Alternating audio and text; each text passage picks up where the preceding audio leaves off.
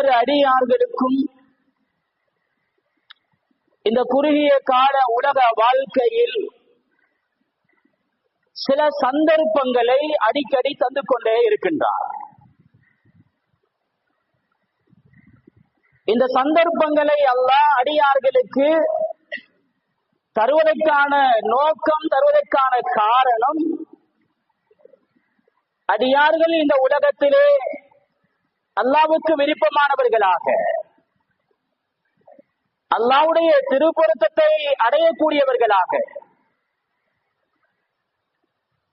மௌத்துக்கு பின்னால் உள்ள வாழ்க்கையில் வெற்றி பெறுவதற்காக அடியார்களுக்கு அல்லாஹ் சந்தர்ப்பங்களையும் கால நேரங்களையும் அடிக்கடி தந்து கொண்டே இருக்கின்றார். இந்த உலகத்தின் வாழ்க்கையில் யாருடைய பார்வைக்கெல்லாம்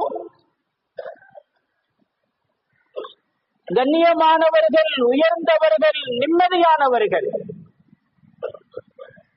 வெற்றியாளர்கள் என்று பார்வையில் படுகின்றதோ, தென்படுகின்றதோ, அவர்கள் உண்மையான வெற்றியாளர்கள் அல்ல. அல் குர்ஆனும் சுன்னாவும் சொல்லுகிறது, யார் இந்த உலகத்திலே அல்லாஹ்வுக்கு விருப்பமானவர்களாக வாழ்ந்து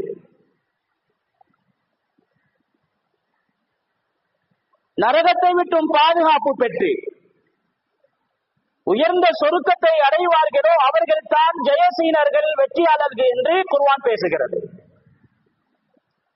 அல்லாஹ் அல் குர்ஆனிலே சொல்லும் பொழுது, ஃபமன் ஸுஹ்ஸிஹ அனின் நார், யாரெல்லாம் இந்த உலக வாழ்க்கை, சொற்பகால வாழ்க்கை, நரகத்தை விட்டும் தன்னை பாதுகாத்துக் கொண்டு, நரகத்தை விட்டும் தன்னுடைய குடும்பத்தினர்களை பாதுகாத்துக் கொண்டு,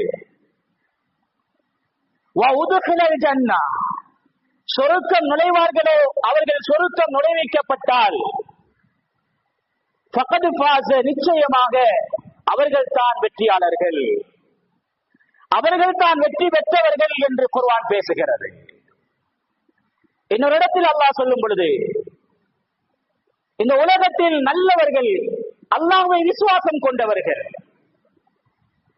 இந்த உலகத்துடைய வாழ்க்கை ஏமாற்றமானது, உலக வாழ்க்கை பொய்யானது, இந்த வாழ்க்கைக்கு பின்னால் இருக்கின்ற வாழ்க்கை நிரந்தரமானது, அது சந்தோஷமானது, அது வெற்றியானது